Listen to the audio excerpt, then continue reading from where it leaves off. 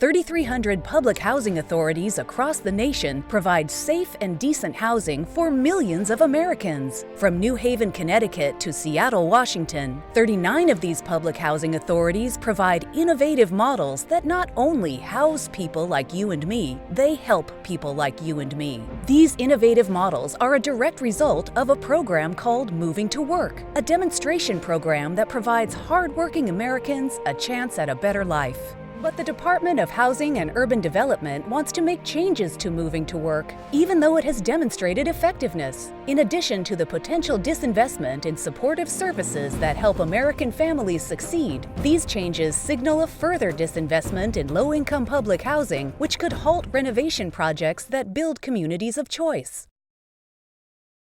There is insufficient affordable housing in America today. This is a fact. It is also a fact that the Department of Housing and Urban Development must solve this challenge, but it cannot be solved through the changes being proposed.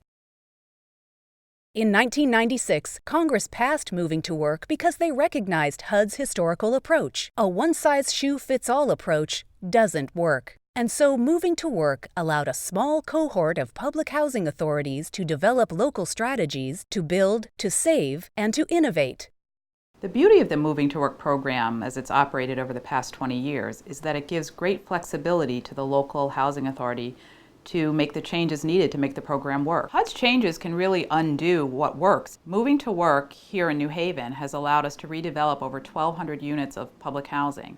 That's bringing quality units back in communities that people choose to live in. Moving to Work is putting people back to work. It's assisting people in building their skills so they can get into the workforce and earn a living and move their families out of poverty. My name is Cassandra. I live in New Haven, Connecticut. I am a mother for awesome kids.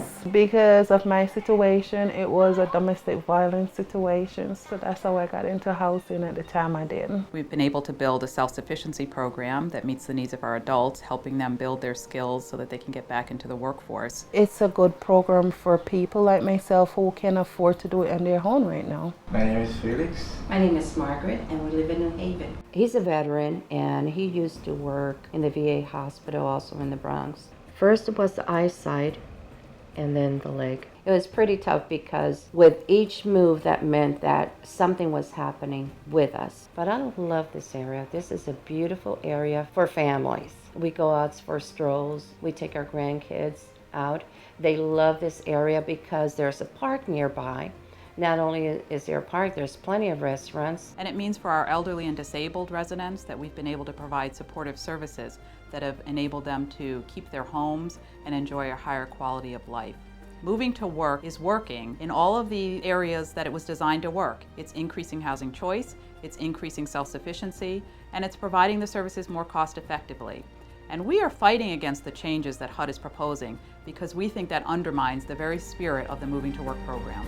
Moving to Work has helped America's youth, elderly, disabled, homeless, and veterans. Hardworking Americans like you and me, our mothers, our fathers, sisters and brothers, cousins, grandparents, neighbors, and friends. These are the faces of America. People willing to fight for the education they deserve. People willing to build the skills needed for today's jobs. People seeking an opportunity, a chance, a hand up. Stand with them as they move to work.